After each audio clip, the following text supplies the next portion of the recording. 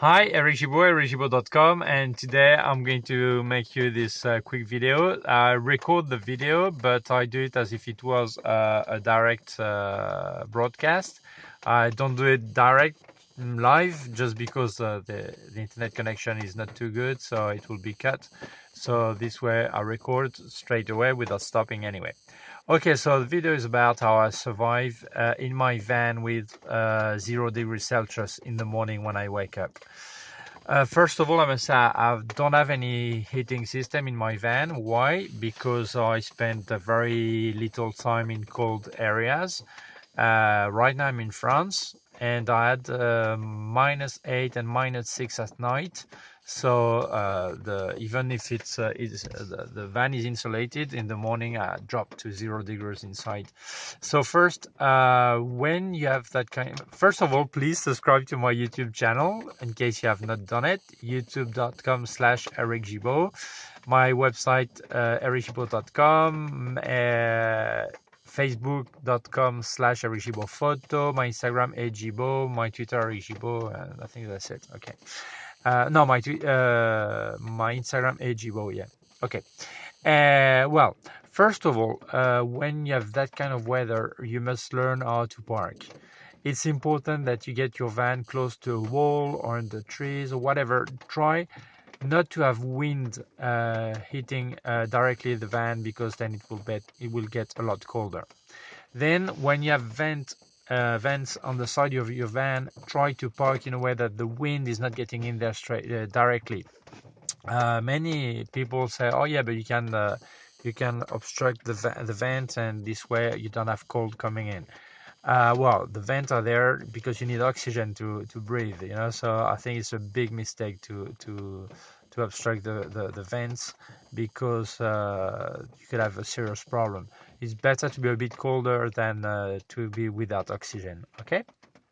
So this is the first part. Learn how to park. Try to park your van as well as possible to protect you from the cold, okay, and the wind especially.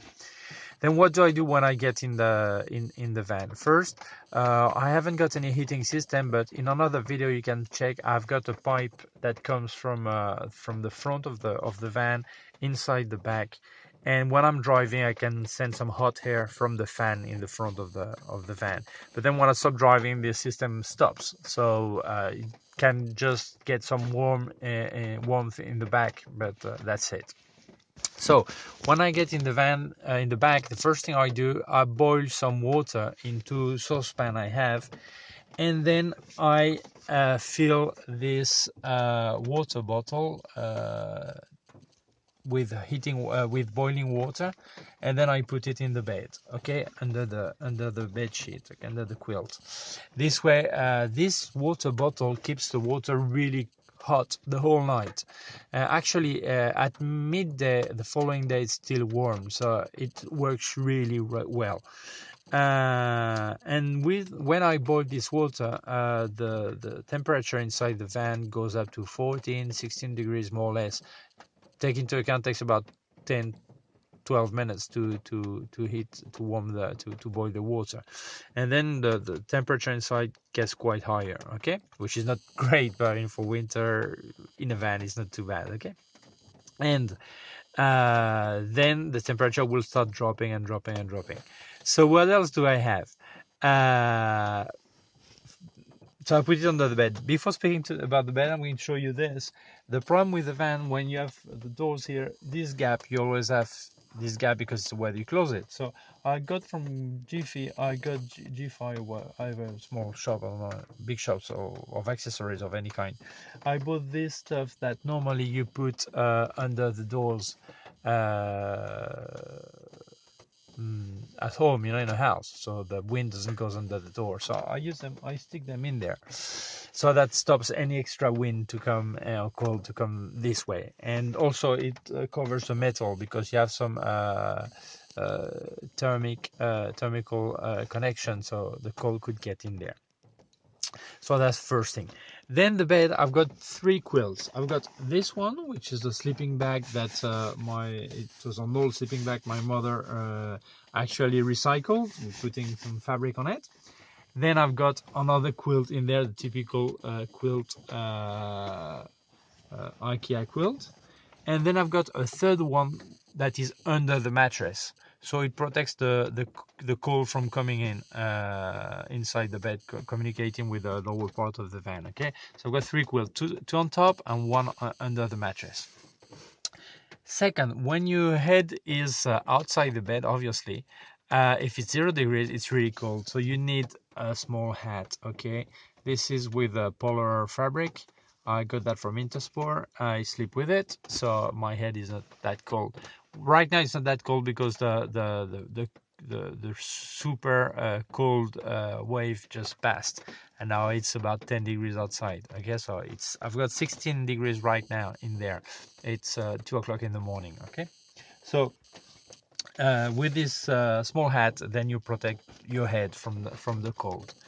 Then the big mistake people do when they sleep in a sleeping bag or with a quilt, they get some lot of clothes because it's cold. So what they do is actually they get even colder. They don't understand why. Sleeping bag are thought that your skin must be against the fabrics. This way you heat the fabric and the fabric heats you back. If you put your clothes, you have this phenomenon happens. I mean that you warm your clothes and your clothes warms you back. But if you do that under the quilt, just your clothes is doing the job. It's not as efficient as if you are completely nude or with underwear under the quilt. Obviously, from the top of the bed, I mean, some cold air can enter, so I recommend you wear a shirt anyway. But for your legs or the rest, or have just underwears or nude or whatever, it's up to you, okay? And you will see you get a lot warmer, okay? And then what else? The problem is, so the temperature is going to decrease. Normally before sleeping, I switch on the 2 camping gas during like 10 minutes, so I get back to 14 degrees in there. Not during the night, the 8 hours more or less, it will drop to 0. In the morning when you wake up, obviously that's cold. So you step outside the bed, the first thing you do is boil water again. And with this water, I mean, while boiling, you put it to boil and then you go back in the bed. And with this water, you can wash yourself. And also, while boiling, the temperature goes up to 12, 11 degrees, whatever. Okay, so it's a bit better. So you can wash yourself with the showers I have, or with a hand cloth, and you can clean yourself completely. I mean, it's up to anyone how they want to clean themselves. Okay. So this way you're ready to get dressed, and then that's okay. You've survived with 0 degrees. Yeah, you can sleep with 0 degrees because 0 degrees is the atmosphere. In the bed, maybe it's 20 or 25 degrees, obviously. If it was a lot colder, that could be maybe problematic, okay? But with this way, if it's for a few days and not months, there's no problem with having a place that cold. Okay, I hope you liked what I told you. It's useful to you. And now I'm going to sleep because it's 3 o'clock in the morning. Don't forget to subscribe to my YouTube channel, youtube.com/Eric Gimbal. Good night. Bye.